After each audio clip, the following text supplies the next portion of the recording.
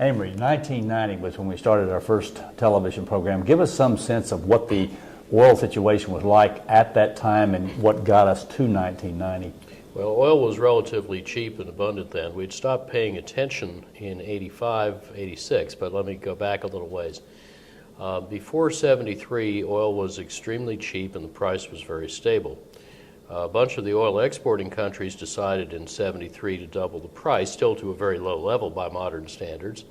Then demand grew slower, and then in 79 the Shah fell in Iran and the price went up even more. So we had these two great price shocks, and that second one actually put demand in reverse, and the price and demand curve did a loop-the-loop. It was quite amazing.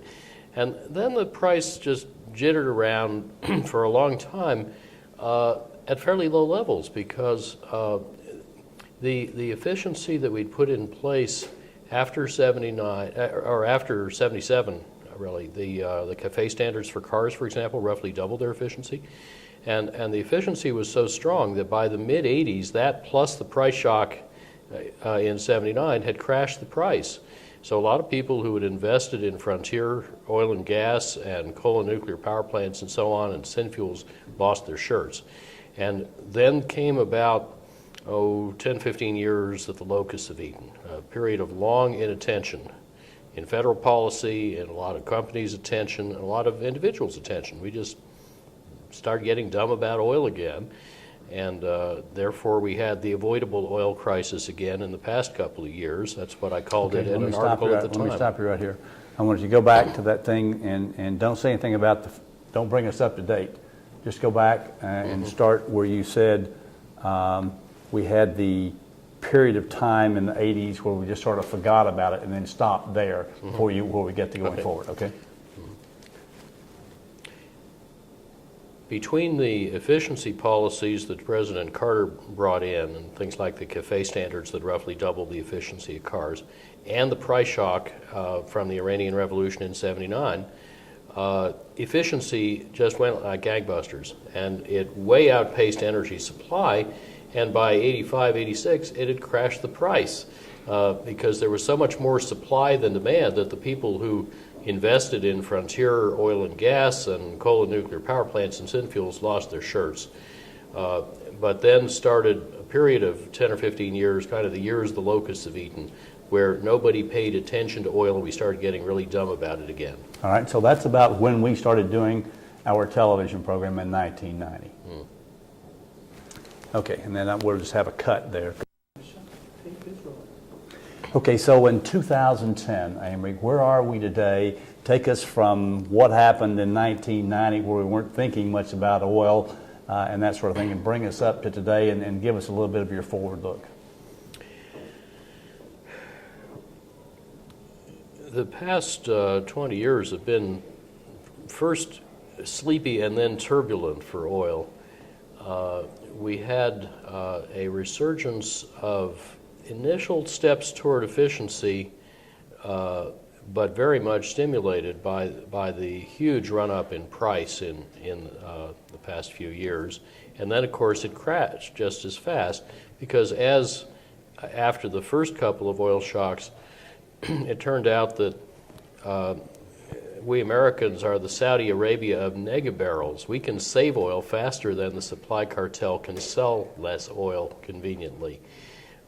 And therefore we have more market power than they did. So that's why from, say, 77 to 85, those 8 years, the economy grew 27%, oil use went down 17%, oil imports fell by half, oil imports from the Persian Gulf fell 87%. They would have been gone in one more year if we'd kept that up.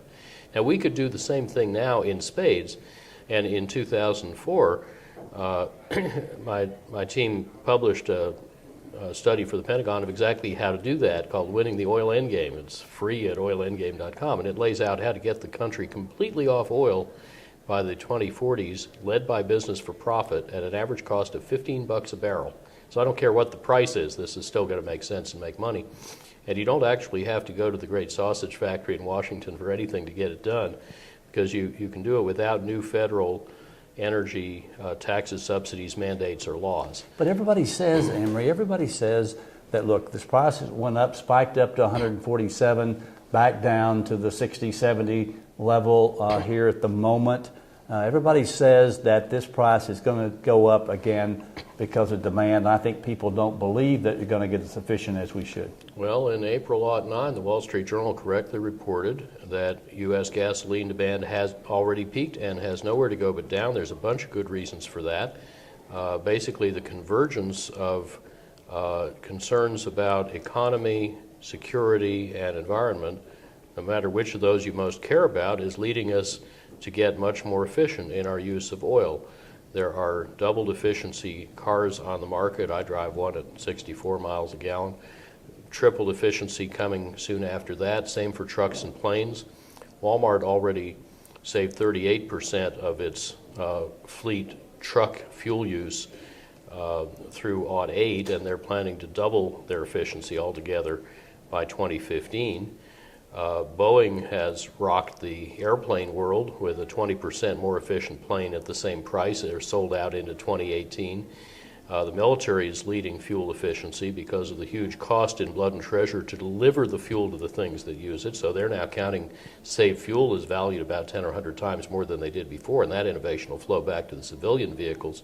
So when you add all this up and then add climate concerns and security concerns, we are headed off oil pretty nicely, and a lot of people haven't noticed yet. But in fact, in the industrialized, the OECD countries, oil demand has been trending downward for the last 15 quarters. It isn't just a matter of the recession. So it's just not just the recession. Now, you mentioned one thing on our program a few years ago, probably in 2005 or 6, about the automobile companies would start using better, safer, lighter materials. Are they doing that yet or not? Well, Toyota in October '07 showed a concept car that's the interior volume of a Prius, half the fuel use and a third the weight, made of carbon fiber. And you might think, well, they're just bragging on what they can do.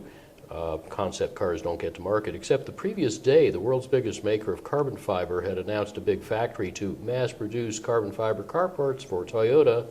So that was clearly a statement of strategic intent, as they confirmed.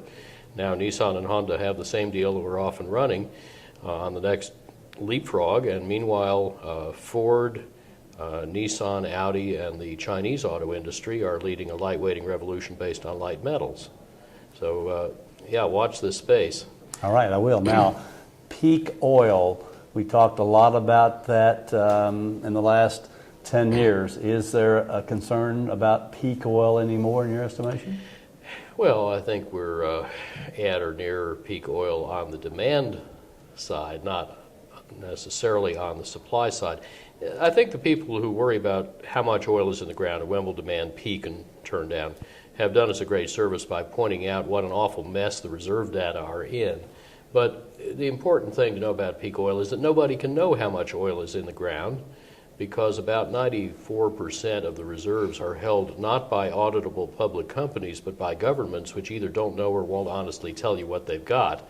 But it doesn't matter who's right about how much is in the ground, because we ought to do the same thing about it anyway, just to save money or improve security or save the climate, whichever of those you care about. And all the same actions.